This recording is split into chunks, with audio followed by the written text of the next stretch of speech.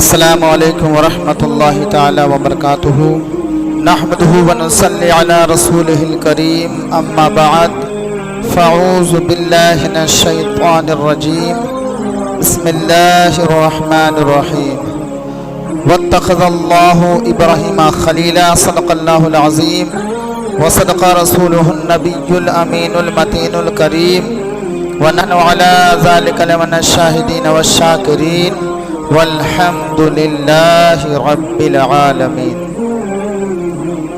حضرات محترم، کچھ بیان کرنے سے پہلے حضور کی بارگاہ میں جھوم جھوم کر درود پاک پڑھ لیجئے۔ پڑھیے بلند آواز سے، اللہم صل علی سیدنا و نبینا و مولانا محمد وبارک وسلم صلو علیہ وسلم صلاۃ و سلام علیک یا رسول اللہ صلی اللہ تعالی علیہ وسلم۔ حضرت محترم، میں نے قرآن پاک کی آیت مبارکہ پڑھی، واتخذ اللہ ابراہیم خلیلا، اللہ نے ابراہیم کو اپنا خلیل بنایا، خلیل چنا۔ اللہ نے ابراہیم کو اپنا دوست بنایا۔ تو یہ آج 30 تاریخ ہے، کل انشاءاللہ ذی الحجہ کا مہینہ شروع ہو جائے گا۔ تو ذی الحجہ کا مہینہ یہ حضرت ابراہیم علیہ نبی علیہ الصلوۃ والسلام کی یاد دلاتا ہے۔ تو اس لیے ہم نے حضرت ابراہیم علیہ الصلوۃ والسلام کے جانکاری میں یہ گفتگو شروع کی جا رہی ہے کہ یہ مقدس مہینہ آنے والا ہے اور حاجی وہاں حج کرنے ان مقامات پر پہنچ کر ان یادوں کو تازہ کرتا ہے۔ تو پھر وہ جب جائے تو یہ پیغام لے کر کے جائے، وہ ساری باتیں اس کے ذہن میں رہتی ہیں۔ اللہ تعالیٰ جو بھی انسان حاجی حج کرنے جا رہے ہیں، اللہ ان کے حج کو قبول فرمائے، اور اللہ اپنے حبیب کے تصدق سے ہم سب کو وہ مبارک سعادت نصیب فرمائے کہ ہم بھی حج کرنے جائیں۔ تو قرآن پاک میں ہے واتخذ اللہ ابراہیم خلیلا، اللہ نے ابراہیم کو اپنا دوست بنایا، دوست چن لیا۔ قرآن پاک میں جگہ جگہ آپ کا ذکر ہے، ذکر مبارک ہے۔ اور آپ نمرود کے دور حکومت میں شہر بابل میں آپ کی ولادت و سعادت ہوئی۔ شہر بابل یہ نمرود کی حکومت کا شہر تھا، بادشاہ وقت تھا اور بہت ہی ظالم و جابر تھا۔ دنیا کے اندر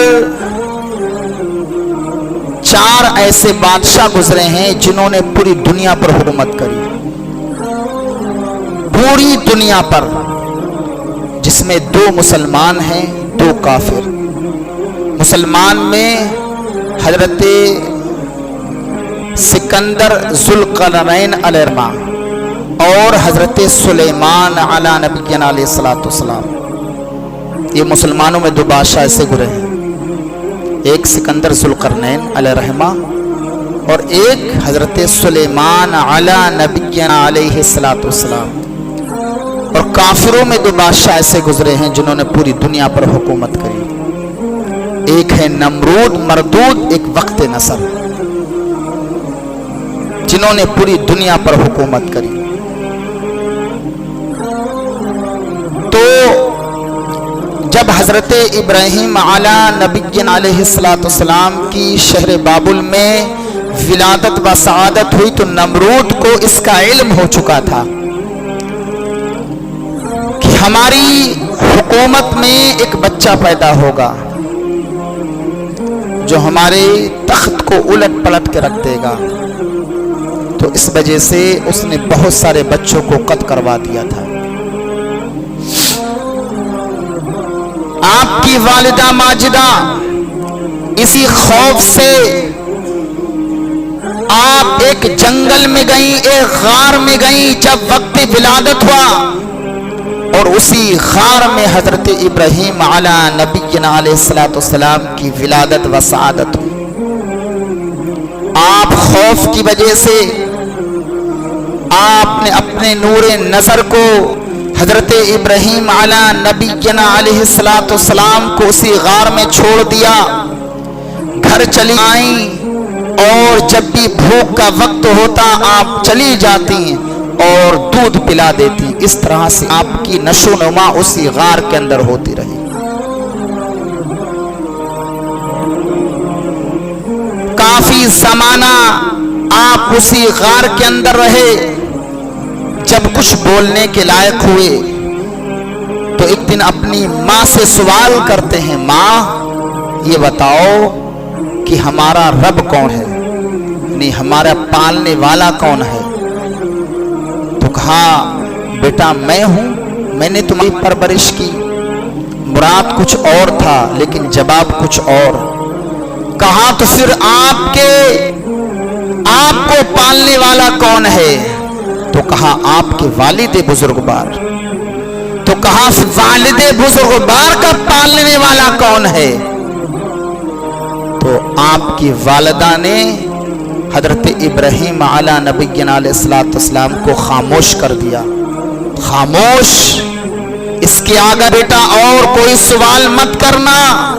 آپ سمجھ گئیں جس بچے کی نسبت ہے، اس جانب مشہور ہے بات کہ ایک بچہ آئے گا جو زمین والوں کے دین کو بدل کر رکھ دے گا۔ خوف زدہ ہوئی، فوراً اٹھ کے اپنے شوہر نامدار کی بارگاہ میں آتی ہیں، اپنے سرتاج سے عرض کرتی ہیں، اے میرے شوہر نامدار، جس بچے کی بارے میں یہ بات مشہور ہے کہ دین کو بدل کے رکھ دے گا، وہ کوئی اور بچہ نہیں بلکہ آپ کا ہی نور نظر ہے۔ اور اس نے اس طرح سے سوال کیے، میں نے اپنے بیٹے کو خاموش کر دیا۔ آپ کو گھبراہٹ ہوئی، خوف ہوا۔ اللہ اکبر۔ اس کے بعد تقریباً روایتوں میں آتا ہے جب 17 سال کی آپ کی عمر ہو گئی تو آپ کو اس غار سے نکالا گیا۔ جب آپ اس غار سے نکلے اللہ نے آپ کو بہت ذہانت عطا فرمائی تھی۔ بچپن ہی میں آپ بہت ذہین و فطین تھے، اللہ کے برگزیدہ نبی، اللہ کے برگزیدہ بندے۔ آپ بچپن ہی سے برائیوں سے دور۔ جب آپ نے دنیا کا ماحول دیکھا آپ کے اوپر ایک بہت بڑا اثر پیدا ہوا۔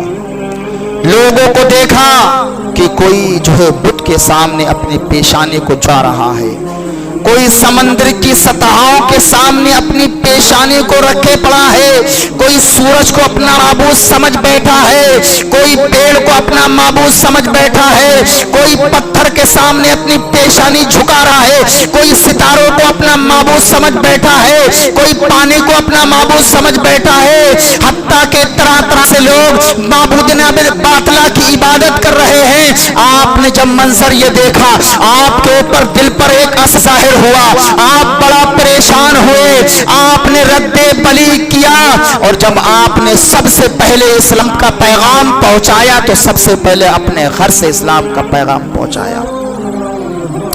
آپ کے چچا نام آزر تھا، وہ بت بنایا کرتا تھا، بتوں کی پوجا کرتا اور انہی مورتوں کو فروخت کیا کرتا تھا۔ آپ نے سب سے پہلے اپنے چچا سے کہا، اے میرے چچا، کس کی عبادت کرتا ہے؟ کس کو اپنا معبود سمجھ بیٹھا؟ جن بتوں کو تو نے اپنے ہاتھ سے تراشا، اپنے ہاتھ سے بنایا ہے، میرے چچا یہ معبود نہیں ہو سکتے۔ یہ بے زبان پتھر اپنی ہاتھ سے مکھی نہیں ہٹا سکتے تو تیری مدد کیا کریں گے؟ جب آپ نے اسلام کا پیغام کہا تو وہ چچا باغی ہو گیا اور کہا، اے میرے بھتیجے، تو جس رب کی بات کرتا ہے میں اس رب پر ایمان لے آؤں گا اگر یہ بت گواہی دے دے۔ اے کیا بات کہی! اگر یہ بت گواہی دے دیں تو میں تیرے اس رب پر ایمان لے آؤں گا۔ تو بتوں کی جانب اشارہ کیا، بت بولنے لگے، لا الہ الا اللہ ابراہیم خلیل اللہ۔ آپ نے فوراً उन बुतों ने हजरत इब्राहिम के नबी होने की शहादत दी, लेकिन आज़र ना माना, हर धर्मी पर रहा और जादूगर कहकर तशबीह दी, जादू से तशबीह दी और अपनी बात पर अड़ा रहा। लेकिन हजरत इब्राहिम अला नबीना अलैहिस्सलाम जब अपनी कौम को इस माबूदने बातला की मोहब्बत और उनकी पूजा करे हुए देखते तो आपके दिल पर बहुत गहरा असर पड़ता। जमाना गुजरता रहा, साल में एक बार नमरूद की इस दौरे हुकूमत में मेला लगा करता था। तो जब वो मेले का वक्त आया तो सारे नमरूदी, उसकी कौम के सारे लोग उस मेले में जाकर के लहब व लैब करते, खेलते कूदते और उन मूर्तियों की पूजा करते और करने के बाद फिर उर्यानी करते। उस जमाने में जो भी गाना गीत था सारे काम करते। पूरा शहर उमड़ के उसी जगह पहुंच जाता। हजरत इब्राहिम अलैहिस्सलाम से कहा, आपने मना कर दिया, मेरी तबीयत अलील है। अलील इस वजह से है कि तुम्हारा ये रवैया देख के मुझे अच्छा नहीं लगता। इधर वो लोग चले गए मेले में। हजरत इब्राहिम अला नबीना अलैहिस्सलाम ने वो कुदाल उठाई, कुल्हाड़ी उठाई और बुतखाने में पहुंचे। सारे बुतों को तोड़ के रख दिया। किसी का हाथ तोड़ा, किसी की गर्दन तोड़ दी, किसी का नाक तोड़ दिया, किसी का चेहरा फोड़ दिया, किसी की टांग अलग कर दी। हत्ता के सारे बुतों को, जितने भी बुतखाने में थे, सबको तोड़ मड़ोड़ के और जो बड़ा बुत था उसके कंधे पर कुल्हाड़ी रख के आप अपने घर चले आए। जब नमरूदी मेलों से आते हैं और आने के बाद किस्म किस्म की मिठाई लाते हैं और लाने के बाद जैसे अपने बुतखाने में पहुंचते हैं, बुतों का हाल बुरा देख के आग बबूला और बौखला जाते हैं। हमारे माबूदों के साथ, हमारे रब के साथ ये बुरा सलूक किसने किया? अब छानबीन होती है, हमारे माबूदों को तोड़ने वाला कौन है? उसमें बाज ने कहा, एक ही जात है, एक ही शख्स है जिसका नाम इब्राहिम है, हमारे बुतों बुरा कहता है, उसी ने ये काम किया होगा। जब बात मशहूर हो गई, नमरूद तक ये बात पहुंची। नमरूद ने फिर तलब किया कि इब्राहिम को मेरे पास पेश किया जाए।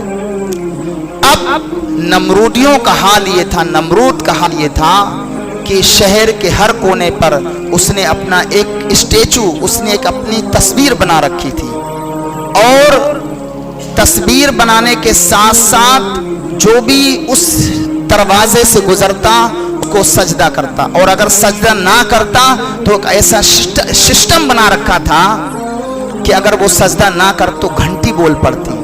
मजबूरन बाज वो थे जो उससे नफरत भी किया करते थे, लेकिन मजबूरन उसको सजदा करते थे हर जगह। और जब भी उसके दरबार में कोई शख्स आता तो सबसे पहले पेशानी जमीन पर रखता, उसको सजदा करता। ये उसके दरबार में जाने का अदब था। लेकिन अल्लाह का नबी ऐसा तो नहीं करेगा। अल्लाह का नबी सिर्फ अल्लाह से डरता है, अल्लाह का रसूल सिर्फ अल्लाह से डरता है, किसी दुनियावी इंसान से नहीं डरता। बादशाह वक्त है, हल्की सी अगर नाफरमानी हो जाए तो गर्दन कलम कर देने वाला नमरूद मरदूद बादशाह जब हजरत इब्राहिम अलैहिस्सलाम उसके दरबार में हाजिर हुए, अल्लाह अकबर, तो क्या उसके दरबार का अदब था कि आने वाला सबसे पहले उसको सजदा करे, सबसे पहले उसके सामने पेशानी को झुका दे, उसको सजदा करे, उसको अपना रब मानने का ऐलान करे। हजरत इब्राहिम अला नबीना अलैहिस्सलाम जब उसके दरबार में पहुंचे तो आपने इनमें से कोई भी काम नहीं किया, आप डायरेक्ट अंदर दाखिल हुए। ये देखकर नमरूद बौखला गया और नमरूद बोला, इब्राहिम तुमको पता नहीं मेरे दरबार में आने का अदब? जो भी मेरे दरबार में दाखिल होता है सबसे पहले मुझे सजदा करता है, मुझे अपना रब मानता है, मुझे सजदा करता है। तो हजरत इब्राहिम अला नबीना अलैहिस्सलाम ने इरशाद फरमाया, میں سجدہ تو صرف اپنے رب کو کرتا ہوں، تجھ کو نہیں، تو رب کا بندہ ہے، میں تجھے کیسے سجدہ کروں؟ تو نمرود نے کہا کہ تمہارا رب کون ہے؟ تو کہا میرا رب وہ ہے جو انسانوں کو زندگی دیتا، موت دیتا ہے۔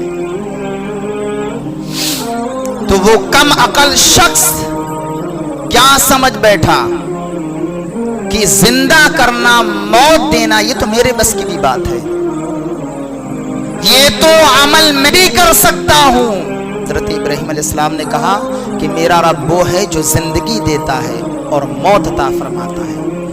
تو اس نمرود نے دو ایسے قیدیوں کو بلایا جن میں سے ایک قیدی اس دن رہا ہونے والا تھا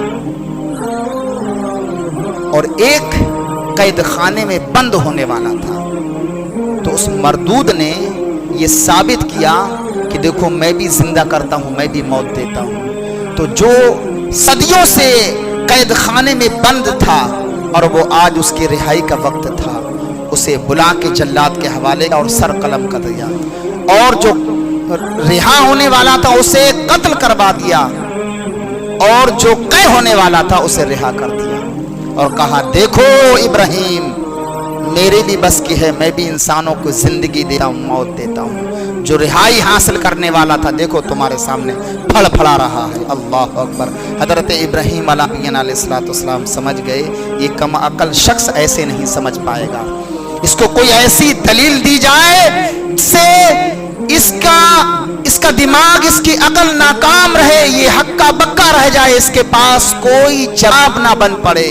آپ نے پھر قرآن کی ایسی دلیل دی، آپ نے کہا کہ میرا رب العالمین وہ ہے وہ سورج کو پورب سے اگاتا ہے، اگر تو رب ہے، رب ہونے کا دعویٰ کرتا ہے تو سورج کو پچھم سے نکال کے دکھا دے، میں تجھے رب مان لوں گا۔ اللہ اکبر۔